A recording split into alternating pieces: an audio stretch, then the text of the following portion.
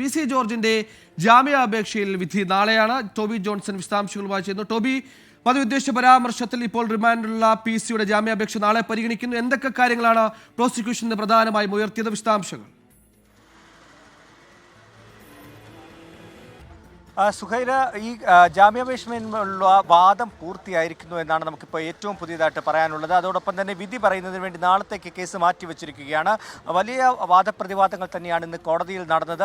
അതിൽ ഏറ്റവും പ്രധാനമായി പ്രതിഭാഗം ജാമ്യാപേക്ഷയ്ക്ക് വേണ്ടി പറഞ്ഞ പ്രധാനപ്പെട്ട കാര്യങ്ങൾ അദ്ദേഹത്തിൻ്റെ പ്രായം, ഒപ്പം തന്നെ ആരോഗ്യസ്ഥിതി, ഇക്കാര്യങ്ങളെല്ലാം ചൂണ്ടിക്കാണിച്ചുകൊണ്ട് അദ്ദേഹത്തിന് ജാമ്യം അനുവദിക്കണം. ഒപ്പം തന്നെ പോലീസ് അവരുടെ നടപടികളെല്ലാം പൂർത്തിയാക്കി കഴിഞ്ഞിരിക്കുന്നു, തെളിവെടുപ്പ് കഴിഞ്ഞിരിക്കുന്നു.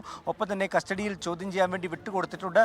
മറ്റ് നടപടിക്രമങ്ങളൊന്നും തന്നെയില്ല. അതുകൊണ്ട് പ്രതിക്ക് PC ജോർജിന് ജാമ്യം അനുവദിക്കണമെന്നൊരു ആവശ്യമാണ് പ്രതിഭാഗം മുന്നോട്ട് വെച്ചത്. പക്ഷേ ഇതിനെ ശക്തമായിട്ട് പ്രോസിക്യൂഷൻ എതിർത്തു. അതിൽ ഏറ്റവും പ്രധാനമായിട്ട് പ്രോസിക്യൂഷൻ മുന്നോട്ട് വെച്ച പ്രധാനപ്പെട്ട വാദമെന്ന് പറയുന്നത് ഹൈക്കോടതിയുടെ ഉപാധികളാണ് പ്രതി ലംഘിച്ചിരിക്കുന്നത്. അത് ഒരു തവണയല്ല, ഒന്നിലധികം തവണ ലംഘിച്ചിട്ടുണ്ട് എന്നടക്കമുള്ള കാര്യങ്ങൾ പറഞ്ഞുകൊണ്ട് ഈ ജാമ്യാപേക്ഷയെ പൂർണ്ണമായിട്ടും എതിർക്കുന്ന ഒരു കാഴ്ചയാണ് കാണാൻ സാധിച്ചത്. അതിശക്തമായിട്ടുള്ള വാദപ്രതിവാദങ്ങളൊക്കെ ഈ കോടതിയിൽ നടന്നു. രാവിലെ തന്നെ പ്രതിഭാഗത്തിൻ്റെ വിശദീകരണങ്ങളൊക്കെ നൽകിയിരുന്നു. അതിനുശേഷം ഉച്ചയ്ക്ക് ശേഷം വീണ്ടും പ്രോസിക്യൂഷന്റെ വാദം കേൾക്കാൻ വേണ്ടി കേസ് മാറ്റിവെച്ചു. ആ കേസ് അപ്പോൾ പരിഗണിച്ചപ്പോഴാണ് ഈ ശക്തമായിട്ടുള്ള വാദപ്രതിവാദങ്ങൾ നടന്നത്.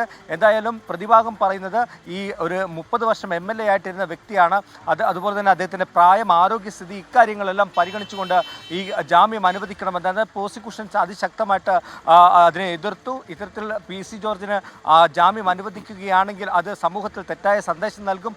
ഒപ്പം തന്നെ മതസ്പർദ്ധ വളർത്തുന്ന തരത്തിലുള്ള പ്രസ്താവനകളാണ് നടത്തിയിരിക്കുന്നത്. അത് വീണ്ടും കോടതിയുടെ അടക്കം നിർദ്ദേശങ്ങൾ ലംഘിച്ചുകൊണ്ട് പറയുമ്പോൾ അത് സമൂഹത്തിൽ തെറ്റായിട്ടുള്ളൊരു സന്ദേശം നൽകും. അതുകൊണ്ട് ഈ ജാമ്യം അനുവദിക്കരുതെന്നും പറഞ്ഞു വെച്ചിട്ടുണ്ട്. ഏതായാലും നാളെ കോടതി ഈ കേസിൽ വിധി പറയും. ഏതായാലും PC ജോർജിൻ്റെ ആരോഗ്യനില വലിയ കുഴപ്പമില്ല എന്നുള്ള റിപ്പോർട്ടാണ് കോടതിക്ക് മുൻപാകെ വന്നിട്ടുള്ളത്. ഇപ്പോൾ കോട്ടയം മെഡിക്കൽ കോളേജിൽ ICUവിലാണ് PC ജോർജ് ഉള്ളത്. എന്തായാലും നാളത്തെ മെഡിക്കൽ റിപ്പോർട്ട് കൂടിയൊക്കെ പരിശോധിച്ച ശേഷമായിരിക്കും അന്തിമമായിട്ട് നാളെ ഒരു വിധി പറയുക.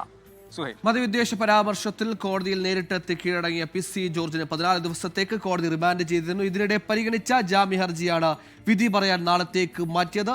ഹൈക്കോടതി ഉപാധികളാണ് PC ജോർജ് ലംഘിച്ചെന്ന് പ്രോസിക്യൂഷൻ പ്രധാനമായും പ്രതിവാദത്തിനിടെ ഉയർത്തിക്കാട്ടിയിരിക്കുന്നു.